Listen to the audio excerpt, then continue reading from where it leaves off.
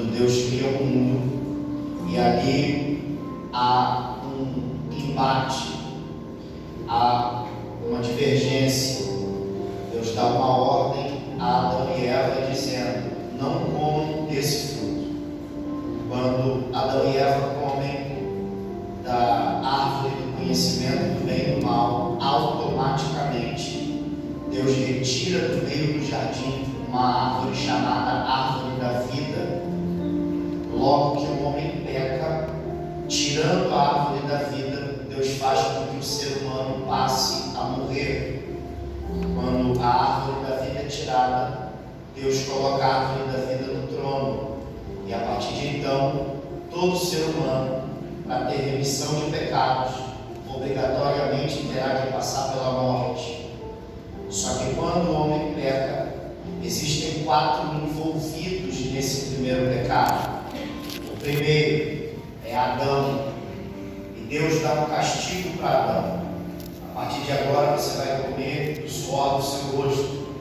Se a gente pegar uma pessoa que mora na rua, que não trabalha, até para ela comer, ela vai ter que suar, ela vai ficar debaixo do sol, ela vai ter que medir, ela vai ter que se esforçar, porque a palavra de Deus permanece eterna para sempre.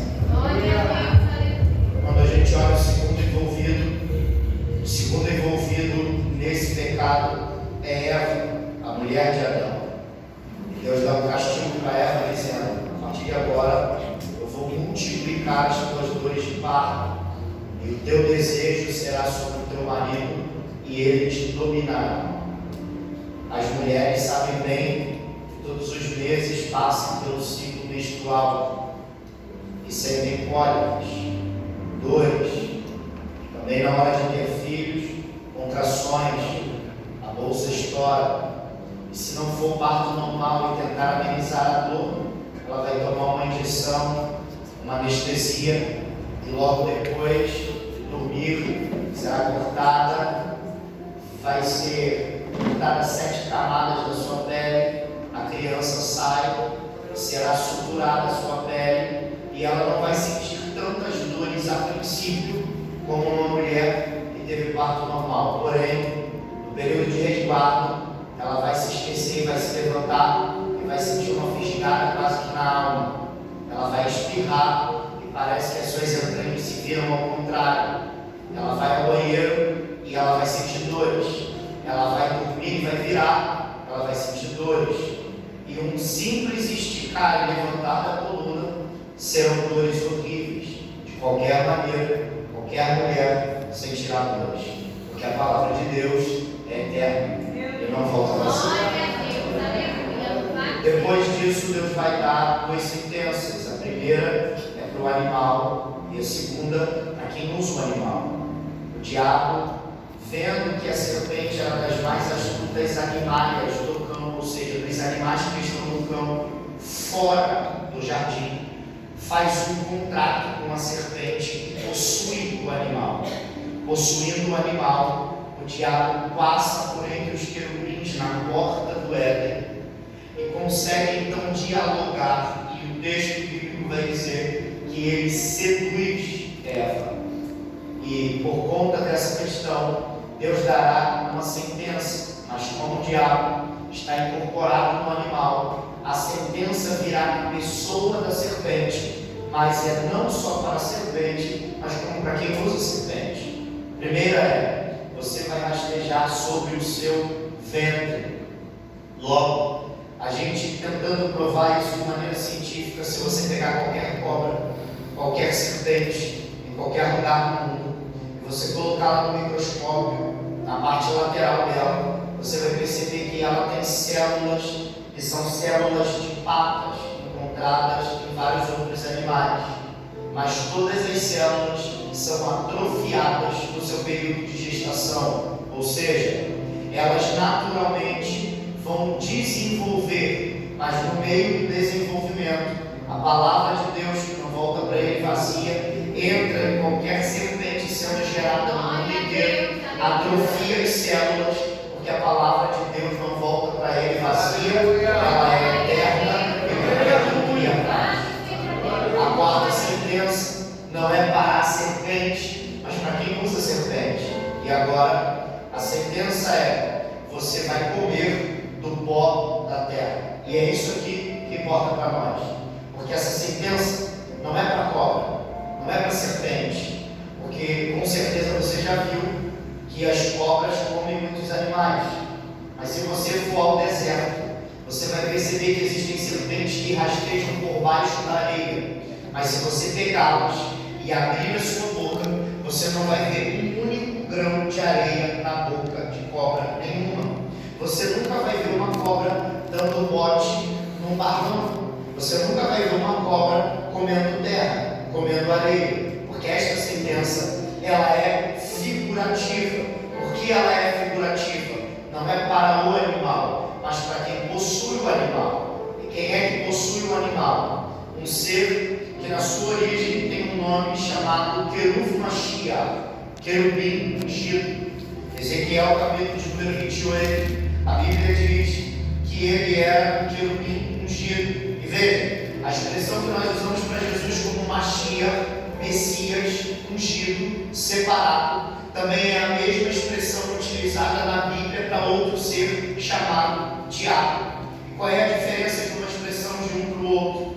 É que para o diabo a expressão é Keruv Mashiach, querubim ungido. E a expressão para Jesus é Yeshua Ra Mashiach. E a expressão Ra em hebraico é um artigo definido. Então, de um lado você tem o querubim ungido, e do outro lado você tem Jesus, o ungido. E aí faz toda a diferença, porque define, limita, aponta, e é simplesmente quem vai conseguir manter o título. Quando o diabo, então, no exercício da sua função, a Bíblia diz que ele eleva o seu pensamento e deseja ser semelhante a Deus. Ele não tenta ser maior, ele não tenta tomar o trono de Deus, ele simplesmente deseja se colocar ao lado de Deus. E quando ele tenta se colocar ao lado de Deus, Deus o profana. O que é profanar? É tornar comum aquilo que era diferente. Porque Deus tem o poder de pegar algo que é comum, derramar unção e transformar em algo diferente. Mas Deus também tem o poder de pegar algo diferente, profaná-lo e deixá-lo comum.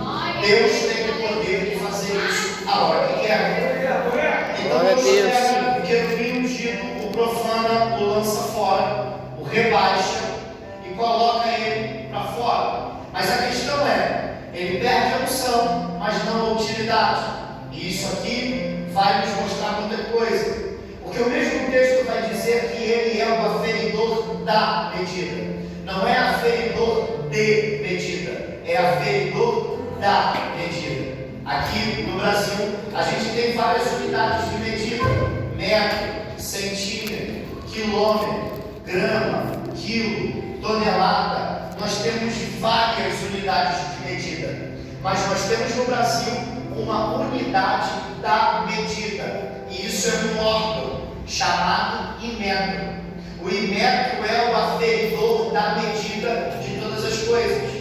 Quando você produz algo, o Inmetro vai testar, independente da medida que tenha, se aquele produto ele pode ser utilizado sobre aquilo que o fabricante classificou. Um exemplo, não importa se uma cadeira tem 2 metros ou 1 metro, não importa se ela tem 80 centímetros ou 1,50 metro, o Inmetro vai validar essas medidas dizendo: é uma cadeira, pode ser usada e pode alguém sentar nela. É assim que funciona. Isto é aferir a medida. E a Bíblia diz que o diabo é o aferidor da medida. Só que quando ele é criado, ele é o aferidor da medida, ou seja, ele é o padrão, ele é o Inmetro do céu. Tudo aquilo que alguém produz e que vai ser levado para Deus vai passar por um molde, por um padrão, por alguém que vai carimbar e autenticar, dizendo: se passou por mim, Deus recebe; se não passou por mim, Deus não recebe; se eu avalizei, Deus recebe; se eu não dei o aval, Deus não recebe.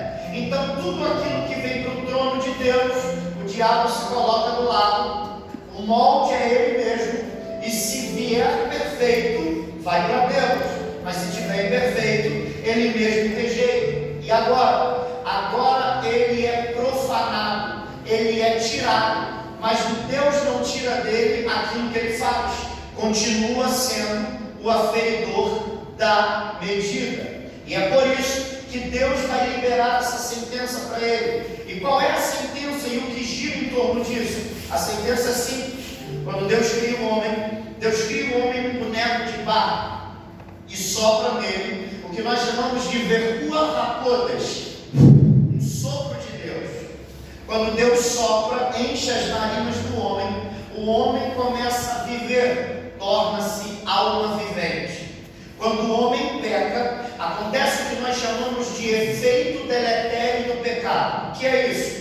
O homem vai pecando e é como se ele fosse esfarelando, como se o barro do homem fosse caindo, até uma hora que ele desmorona e morre. É assim que acontece. A Bíblia diz que o salário do pecado é a morte, mas o dom gratuito de Deus é a vida.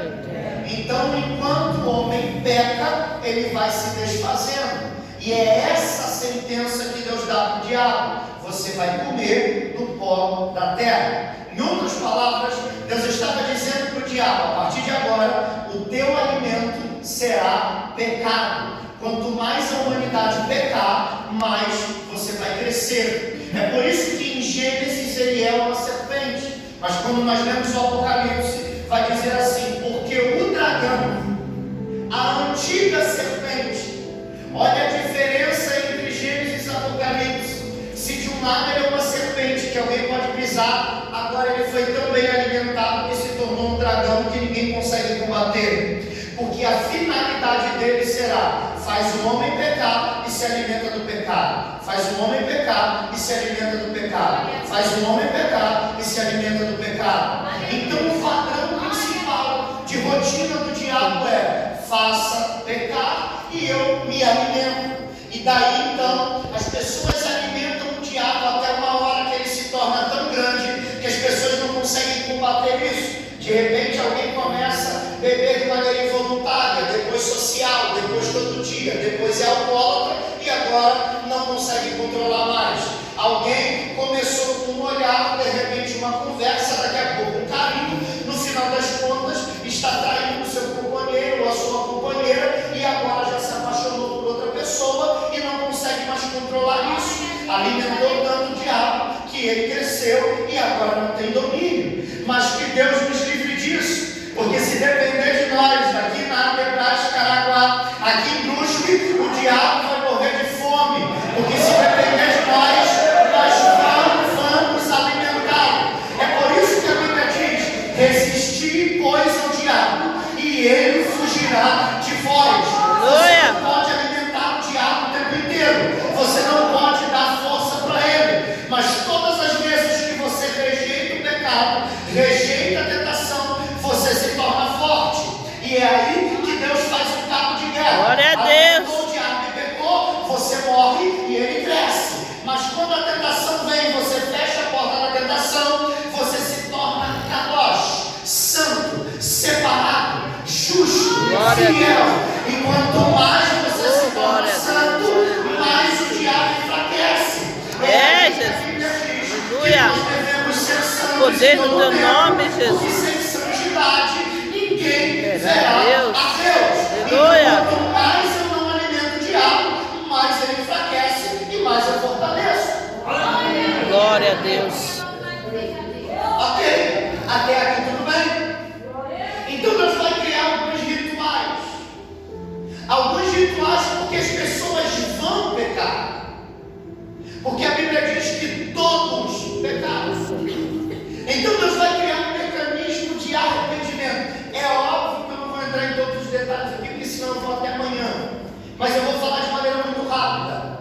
Deus cria um lugar chamado Mishkan, tabernáculo. E ele é dividido em 3 partes. Imagine que o altar aqui tem uma cortina de fora a fora que não tem emenda no meio. Santo dos Santos. Imagine que onde você está sentado seja um lugar chamado Santo Lugar. E imagine que na porta para fora, na calçada, seja um lugar chamado Átrio. E que os muros estão. Havia um homem, um único homem, chamado em hebraico Kohen Hagadol, sumo sacerdote, que teria uma única vez por ano o privilégio de subir a um lugar chamado HaKodesh, lugar santo, o altar. Ele então entraria e ofereceria uma coisa chamada Korban, um sacrifício, num dia chamado Yom Kippur, dia do perdão ou dia da expiação. Só que para esse dia acontecer, o Kohen Hagadol não dormiria, não poderia pensar nada que profanasse a Deus, não poderia beber água, não poderia comer, não poderia ir ao banheiro, não poderia conversar com ninguém. A nação inteira de Israel entraria no jejum de 25 horas, como acontece até os dias de hoje. Ninguém come, ninguém bebe, ninguém vai ao banheiro, as crianças não comem, não bebem, não dormem, ninguém fala no telefone, ninguém assiste televisão, e é 25 horas de jejum da nação. As pessoas utilizam a pior roupa, elas se humilham diante de Deus, para que Deus possa perdoar os seus pecados.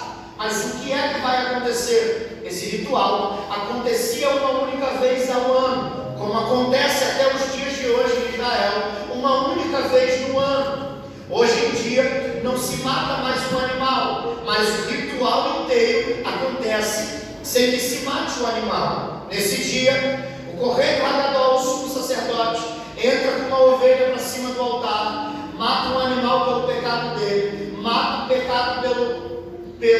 o animal pelo pecado da humanidade, passa o sangue nas pontas do altar, vai queimar esse animal, vai colher o sangue dele, vai para a porta do tabernáculo, e toda a nação de Israel com vestes brancas, ele vai pegar e molhar uma folha chamada isopo, vai molhar no sangue e vai aspergir sobre todo Israel, com as suas mãos ensanguentadas, abrindo os dedos entre si. Ele vai levantar as mãos e vai profetizar ou liberar a palavra de bênção que Deus mandou com que se abençoasse Israel. E dessa forma, quando o sumo sacerdote levantasse as mãos e começasse a conclamar, dizendo: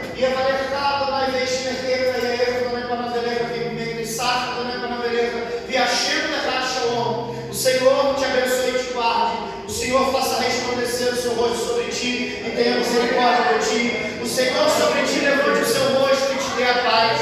Deus levantaria do trono, olharia entre as mãos do sacerdote com o sangue aplacaria a ira de Deus, e Deus desceria na terra com um livro na mão, um livro chamado Livro da Vida, e ele escreveria o nome de todos aqueles que estavam participando do ritual, fecharia o livro, selaria o livro, voltaria para o céu, sentaria no trono, pega o livro e não abre mais o livro até que o próximo ano chegue. Qual é o problema? É que um dia depois do ritual já tem gente pecando, 2 dias depois do ritual já tem gente pecando, 3 dias depois do ritual já tem gente pecando, 1 mês depois do ritual já quase todos pecaram, 6 meses depois todo mundo já pecou, e no meio do caminho o que é que acontece quando você comete um pecado depois de Kippur? Deus simplesmente pode riscar o teu nome do livro da vida e você não vai chegar no céu. É isso que acontece todos os anos há mais de 5.000 anos. Um belo dia, um homem chamado João, preso numa ilha chamada Patmos, 96 anos depois do nascimento de Jesus, idoso, amigo de Jesus, parado dentro de uma cela, será arrebatado. Paro aqui, eu continuo.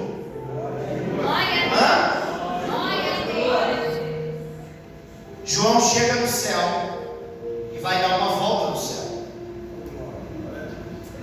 João vai começar a observar tudo que tem à sua volta, até que uma hora João olha numa direção e vê um trono.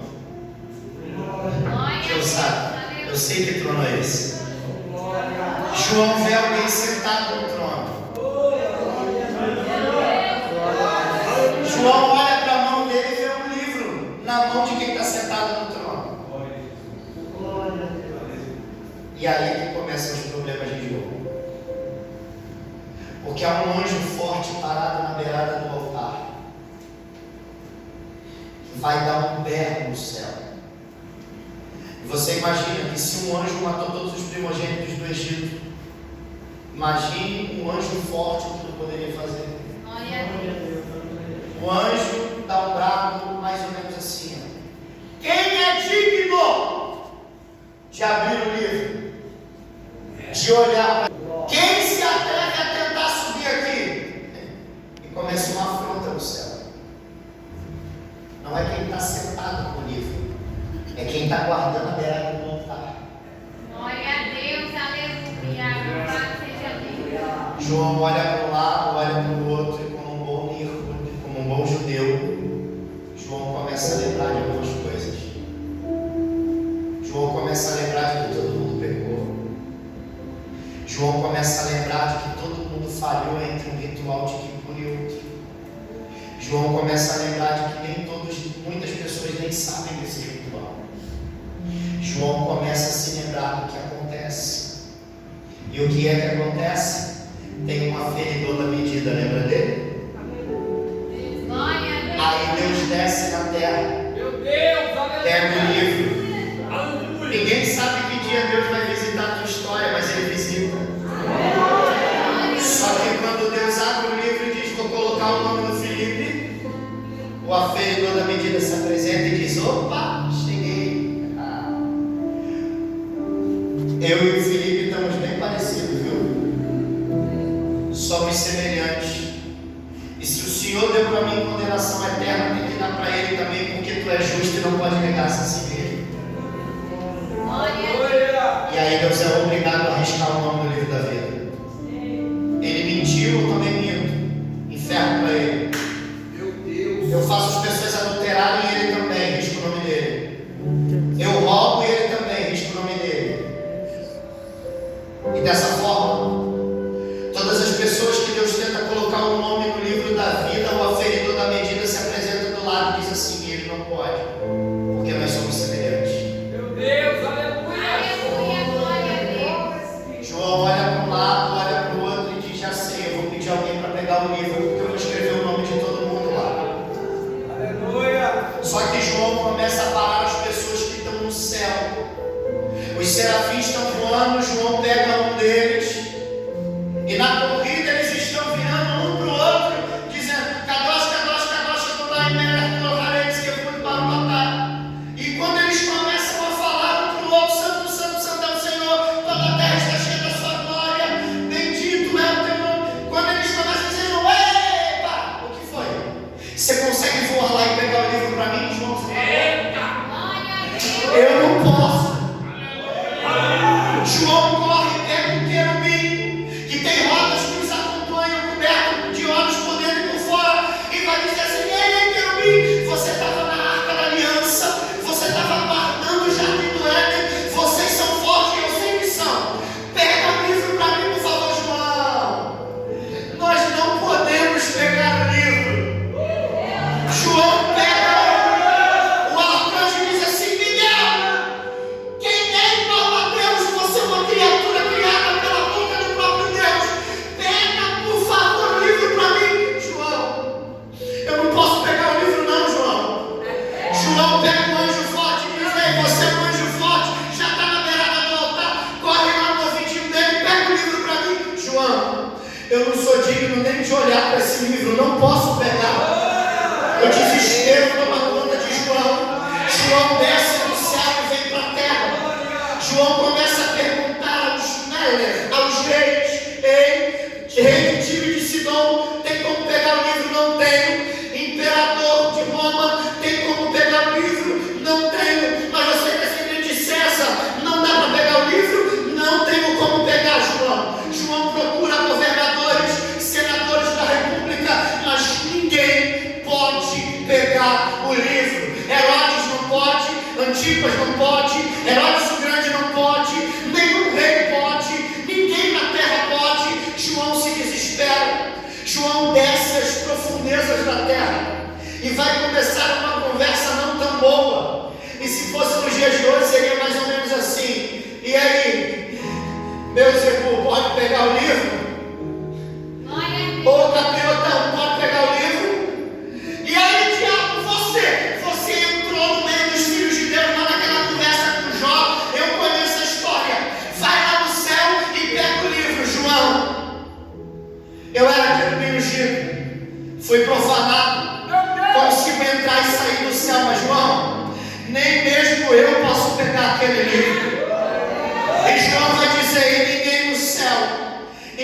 na terra e ninguém debaixo da terra é digno de pegar o livro e nem de olhar para ele. O desespero toma conta de João, e João começa a chorar, e chorar de uma maneira tão poderosa, que João chora muito, e ele mesmo vai descrever dizendo: e eu, João, chorava muito, porque ninguém no céu, nem na terra, nem debaixo da terra era digno de olhar para o livro, de pegar o livro.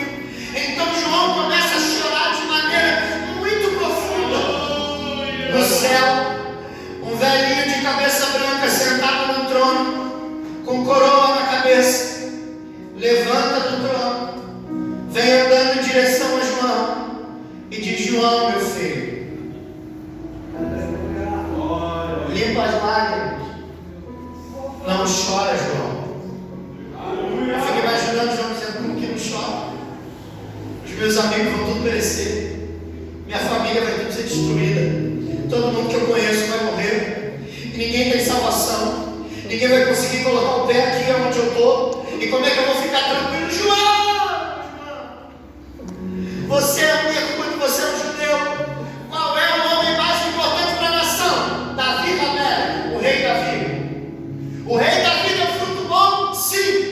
Melech Salomão, o rei Salomão, foi ele que construiu o templo e a glória de Deus tomou conta. Pois é, João, se Davi foi bom, eu vou te dizer por causa de quem que Davi nasceu. Dá uma olhadinha lá pro meio do céu, porque você vai ver uma coisa que você ainda não viu. João, há uma profecia sobre uma tribo chamada Yehudá, a tribo de Judá. O cetro jamais se apartará de Judá, e de Judá sairão os Melech, os reis da nação de Israel. De Judá sairão homens fortes, bravos. Não é verdade, João? Verdade. Mas Judá tem um estandarte, João, tem uma bandeira, tem um símbolo. Qual é o símbolo, João? O símbolo é um leão. Então, João, olha para o céu, dá uma olhadinha, corre o olho, para de chorar, para o desespero e vê o que você encontra. Aí João vai dizer: e eu olhei no meio do céu e tinha um cordeiro como havendo sido morto e que reviveu, porque ele é a raiz de Davi, ele é o leão de Judá, aquele que venceu, que foi morto, mas ressuscitou.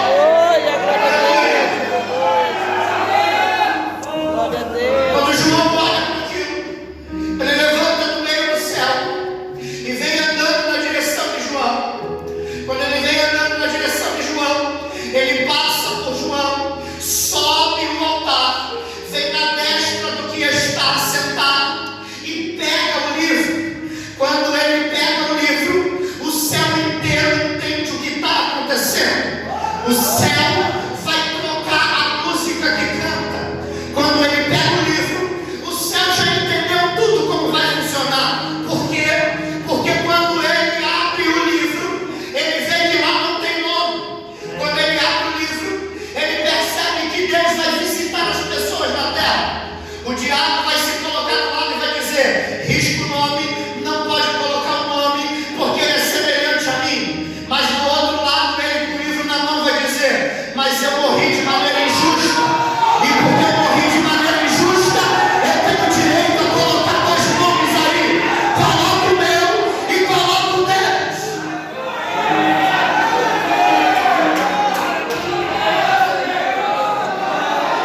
Quando ele começa a escrever os nomes nos livros, o céu para e vai dizer assim: digno é o cordeiro que foi morto e reviveu, de receber honra, glória, louvor, tributo, adoração, porque ele comprou.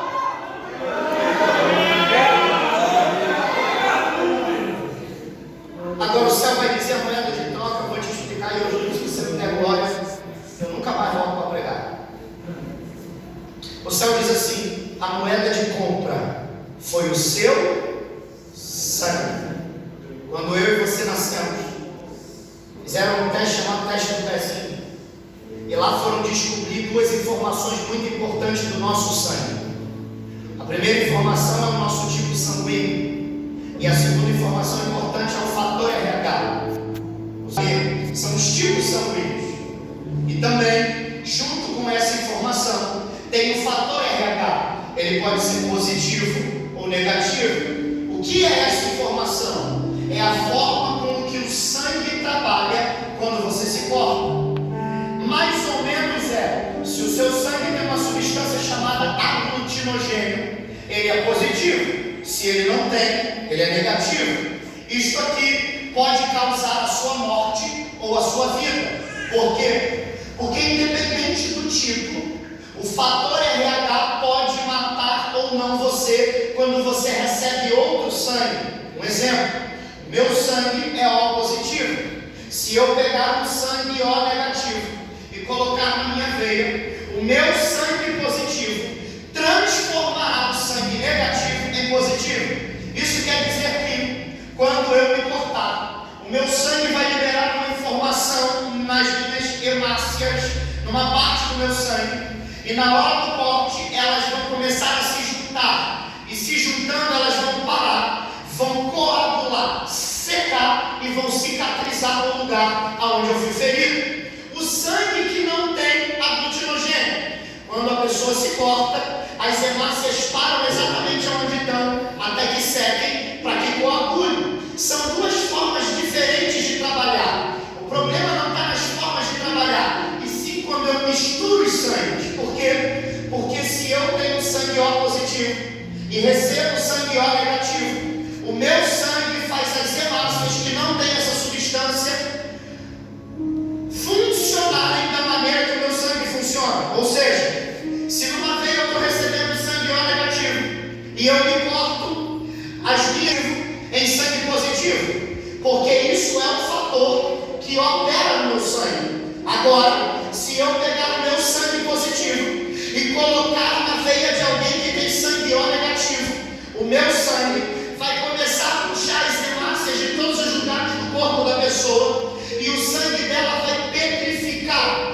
vai coagular dentro da sua veia e das suas artérias, e a pessoa vai morrer seca, porque esta informação no meu sangue vai fazer com que alguém que tenha um sangue O negativo simplesmente morrer. Então, o fator que opera no sangue pode tanto aproximar quanto pode matar. Agora, como é que essas informações chegam em mim e em você? Por causa da nossa herança genética. E deixa eu te explicar. O seu tipo sanguíneo, seja O, seja A, seja B ou seja D, é uma herança da sua mãe. Deixa eu ver se você gravou. O seu tipo sanguíneo é uma herança da sua mãe. Isso é uma herança genética. A sua mãe passou para você. Agora, o fator RH, ou seja, positivo ou negativo, não é uma herança da sua mãe, é uma herança do seu pai. Então, o tipo sanguíneo é uma herança da